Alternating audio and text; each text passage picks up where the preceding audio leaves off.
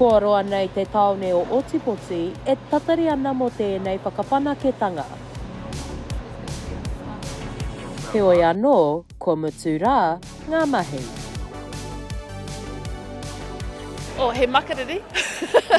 Anō, he rawe i te mea katahi anō ka tūwhera, he mahi roa tēnei mahi. He nui te mahi rangahau, kia tika te mahi toi ki te tiriti me ngā kōrero o nehera ki te tiriti nei. Nā reira he rawe, tino pai.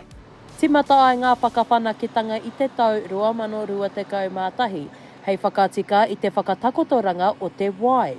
Tahuri mai ki ēnei wā, tūwhera ai te tiriti ki te maria. Ko te āpitihanga o tēnei whakawhanaketanga, ko te whakatairanga i ngā kōrero Ōtākou ki te katoa. Ko Megan Porter ki tērā i whakarawe i ngā pūrākau mai i tōna pā.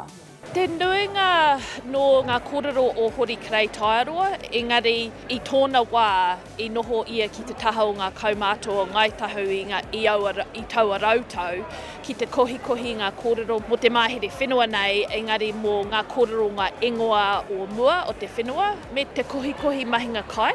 Nā reira he nui no atu wana tuhinga, ētahi wana tuhinga kua tā ki te tiriti nei. Haunga atu i ngā kōrero no Ōtākou, kua huri te tiriti nei, hei aratahi, ka mutu he papatākoro anō hoki. Ko tā Karen Solomon Ward no Aukaha, e whakanui ana i te hitori me ngā wāriu, nā runga i te hononga o te kaunihera me Aukaha.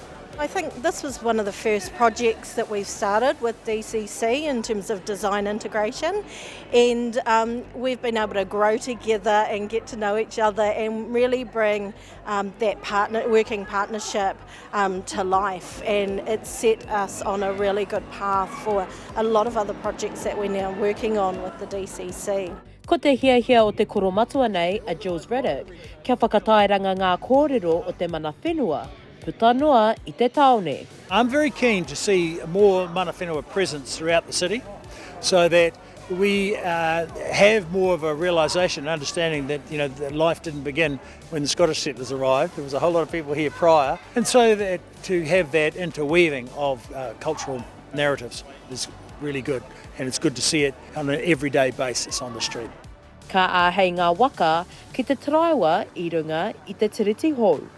Shakayla Andrews-Alapaki, Tahu News.